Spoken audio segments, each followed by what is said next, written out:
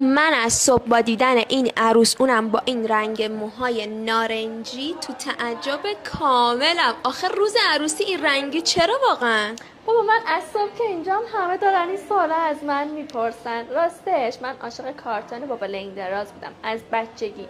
جودی با اون رنگ موهاش کلا همیشه فانتزی این بود که موهامو این رنگی بکنم، بعد اینکه یه شوهر مثل بابا لنگ دراز گیرم بیاد که قدش بلند باشه، بعد یه اختلاف سنی زیادی هم داشته باشیم. الان چند سال توافق سنی داری؟ 20 سال.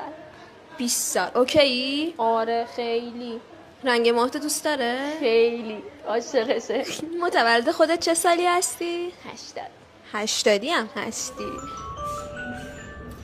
فردا چند سلامت باشی. میکاپ بفرما. وای چی کار کردی سونیا جون؟ دقیقا شدم خود جودی. مطمئنم با لنگ دراز دوباره عاشقم.